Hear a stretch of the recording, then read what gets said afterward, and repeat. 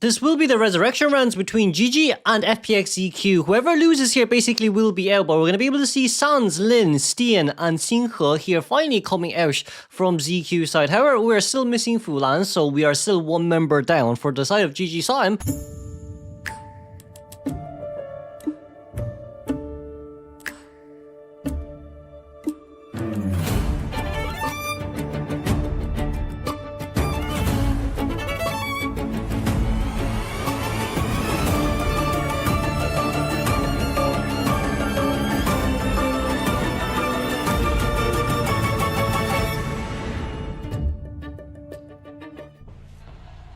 Here, saw him. Where are we gonna go for first? It seems like it's gonna be Stian here playing Gardner. Gardner up against the Hula Blue. Overall, not too bad for the Guardi herself, but Emma, are we gonna change? We're changing target for Xinghe then, I guess. Since Embalmer's right in front of us, I guess why not? But if that's the case, that simply just means that we could get a guaranteed tie game here, potentially speaking from Survivor side. However, right around now, 2 marks has already been applied on the side of Embalmer. Embalmer running as far away as we can there, especially from the knee-jerk reflex too. We're going to be able to get past her the pallet, but it just seems like, ooh, didn't get the mud ball there just yet, but it seems like it will be applied regardless of what happens. Right around now, it's only the first hit, which isn't too bad, especially around 40 seconds in. But still, Embalmer should be able to self-rescue himself later on, but the question is now, is his coffin up in 2-story? I mean, even if it's in 2-story, I don't think it matters much, but just missing the white zone there goes down Embalmer, thankfully. Now, with all that in mind, currently it is barely 60 seconds in towards the game and Embalmer goes down, but let's just see where Embalmer's coffin is right now. It's near the staircase area, in which it does seem like we will self-resurrect. So with all that in mind, by the time that Embalmer goes down for the second time, we probably would have around 3 full Cypher Machine decoded. There is still that forward around this place as well. However, forward up against the Hula Blue is something that's kind of rare to see as well. Embalmer would get the initial strike down and... excuse me, got a bit sick over the days. But now we see Lin downstairs slow vaulting out as the puppeteer. Is there basement down here? I don't think there is, or even if there is, maybe Tom isn't even willing to go for it. But right around now, 4 Cypher Machines just about to be done, and from the last 2 survivors right now, all we need to check out here is how long can Ford actually stun and support, right? So 4 Cypher Machine is just about to be done here. Ford at 99%. Probably could come into rescue, but it does seem like he's a tiny bit late as well. He might need to pull quite a bit of balls just to get in, and that's what we're going to be able to see here too. We didn't get a stun there, unfortunately, but that's kind of... That's kind of the... Ooh, the fight was a little bit early, but that was kind of the whole shebang of playing Ford up against this as well. Before we'll go down for the double down scenario, and I just don't think Ford's really worth it when playing up against a Hula Blue. Not too sure. Not too sure what FPX.ZQ's coach was thinking about. But right around now, even if it's a double down scenario, because it's Embalmer who's able to self-heal, at least we are able to get the last 2 Cypher Machines 50% here on average. Cypher Machine decoding progress has stopped in total, both leaving at 52%. Well, it's quite in sync actually when you think about it too. However, Forward is still on the ground. We do not see where Forward is. What was that pointed to? That double surprise, I think, was pointed towards the Embalmer, who was shared and eliminated. But for now, Stian will become the immediate next chase here. Forward has used up self-heal as well, so if he gets down later on, he could just be slugged as well. Gardner here, 2 stacks applied instantly. We're just missing a mud ball, but the mud ball... Okay, the mud ball did stack on, but the flywheel did cancel it. I guess you were still able to get that extra 1 mud ball because of the max presence potential. However, right around now, because P-Wars has been placed down, we are only just missing 1 Cypher. So with all that into conclusion here, let's just see. Gardner should be able to get her bubble up, but even with the bubble here, I feel like we're still just missing 1 full Cypher Machine because of the fact that, I mean, the Cypher Machine nearby is actually being locked by Hula Blue and just too close for comfort. We're missing 1 red ball here left. We did dodge that thankfully and saw him should be able to catch up here relatively fast, especially when we have our spin and our trapeze is ready on hand. Teleport is definitely ready. Teleport is 100% definitely ready. Lin is nearby as well as the puppeteer who could definitely rescue. Ford as well. I'd say Ford should be able to prime the Cypher Machine on time. We just need Lin to rescue not this early is kind of what I wanted to say. But I don't know about forward rescuing later on though. We're trying to get as much stacks on Puppeteer here as possible. Puppeteer, you're running in towards the white zone for some odd reason, and with that in mind, that will be Lin here injured. That's a Puppeteer here with no borrowed time.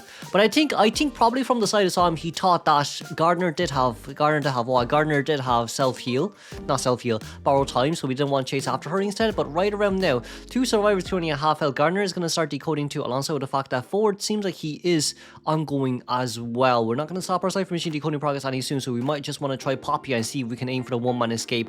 But even if you do have one survivor at a gate each, I just don't think it's going to be enough here for Saim's Hula Blue to, well, for you to actually get a one-man escape, especially with teleport ready to go as well. But the shield is up on time, thankfully.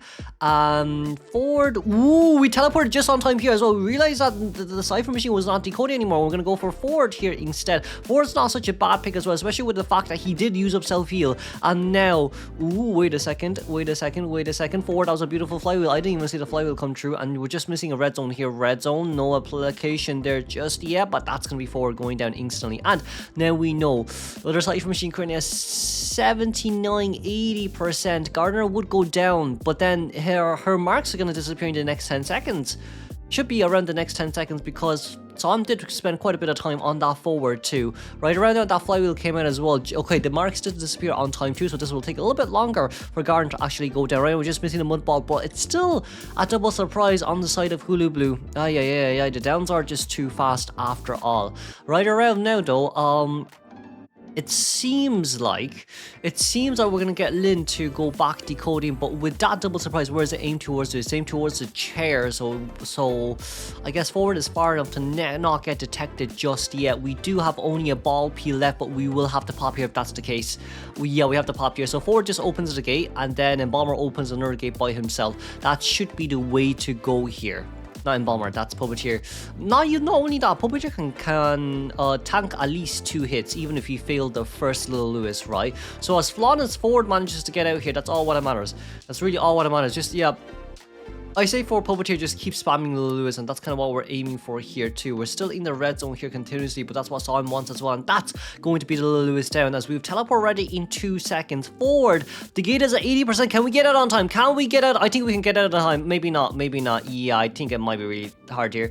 We don't have flywheel, don't have double surprise just yet, but aye. That's a 4-mile elimination. Okay, we're going to run. So it seems like GG is really going to be hyper focused on the Embalmer pick up against the Hula Blue, but if Explorer. But anyways, aside from that, last game was a 4-mile elimination. This game though, the next has to return to 4-mile elimination.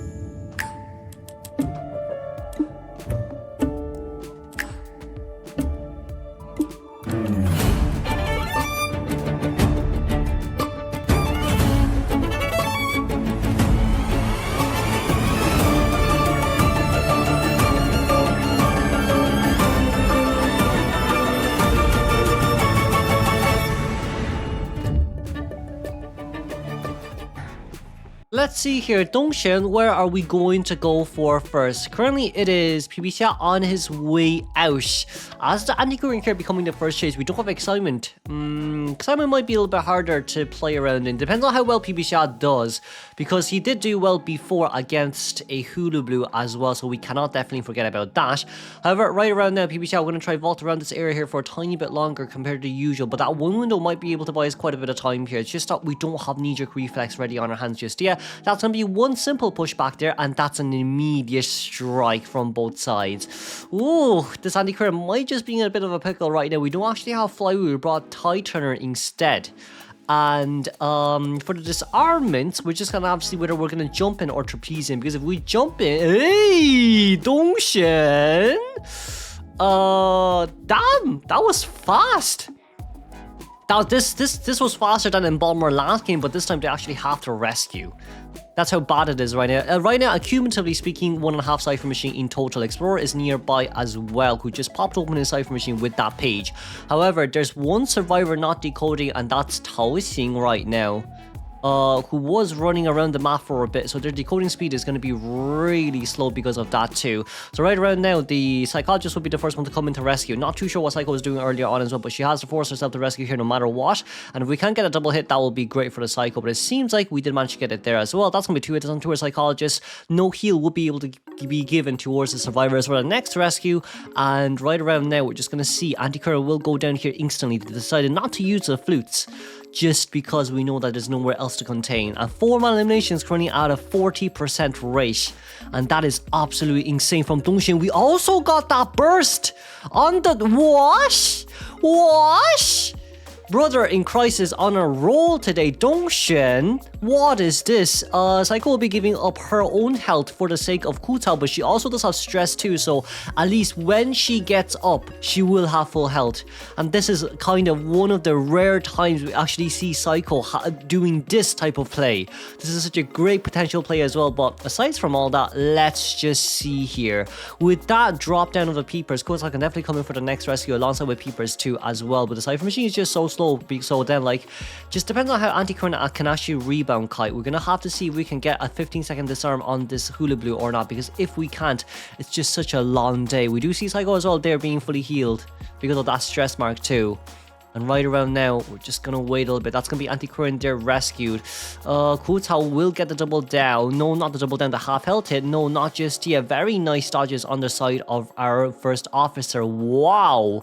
And PB Chat just pulled such a long distance out. We're backing towards Shock here once again. Now, the only unfortunate part is there is no pallet nearby anymore, but at least for PB it's quite a nice and tight contained area where you can disarm, so we're gonna have to see how well this Anti-Current does. Dongxin, we're being very careful here, and that's gonna be Anti-Current going down. A little bit unfortunate, but thanks to Ku Tao's containment there, allowing PB to pull away. The Cypher Machines are currently 3.5 Cypher Machines full. Explorer does have 1 page on his hands to use as well, so by technicality they're just missing 1 full Cypher Machine.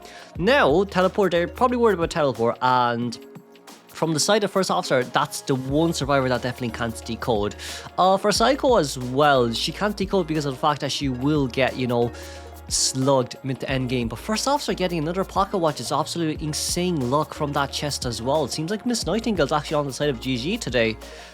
So for Donex right now, even if we did have such a great early game, it's all being pulled back because of that one first officer one first officer push and pull, just time boss. The what happened again? The Cypher Machine, 50% Cypher Machine there was pushed. 18 finally got his last page, so now all we're looking for is to decode the Cypher Machine towards 50%, so then we can pop for the tie game. GG somehow actually managed to tie this, but I do think it's because of the Explorer and the Psychologist as well being able to give that whistle and back to full health for the Psycho herself. Now then, Taosin will try to get away from this area, but this simply just means that we can decode a complete new Cypher Machine and get and just sell, because we only need a 1-man escape anyway. So right around now, Dongxin a little bit... We're in a bit of a huge pickle there, not just a little pickle, but a huge one. As right around now, ooh, didn't get the hit there at all. That's so sad from the side of our Hula Blue, but now just missing 1 red zone left. That's finally a hit that registered, but you can't forget what Psycho this was. This was a Psycho that went down with stress on her hands to use, and right around now we're using so much trapezes and Psycho finally goes down. But the Cypher Machine is primed, so no one really cares. No one really does care. They won't rescue. First officer is going to get an item for endgame. That's going to be a 1 there used. And as long as first officer stays in middle, Explorer can get out. 50 seconds left until teleport is actually ready. We definitely know where the first officer is. And I guess this can actually guarantee us a 1-man escape, which is a win for GG round 1. My lord, this is not something you'd expect all the time, but that mid-game by the Explorer, but not by the Explorer, by the first officer and the Psychologist did change so much, and we're able to get a rescue here too because of a 5% movement speed boost. Now then, with all that in mind, there's a chance here for a tie game, but 20 seconds left until teleport is ready. I don't think Taosin can actually get out on time as well. And right around now, we do have a pallet there to play around. That's going to be a brilliant pallet on Dongxin, and this is somewhat... We somehow resurrected from this game too. A 4-man elimination this game, which was initially what the result should have been, ended up as a tie game. A tie game from a 4-man elimination to a 1-man escape to a tie game. This is not something you'd expect. And first officer has Dungeon 2 right in front of him. So not only that, we're gonna teleport here from Dongxian's point of view.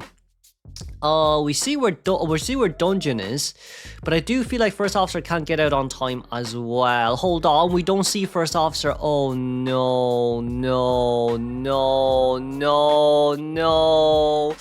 No, no, no, no, no, no, no, no. 18 needs to get out. He got out. GG's. Nice time. Moving on.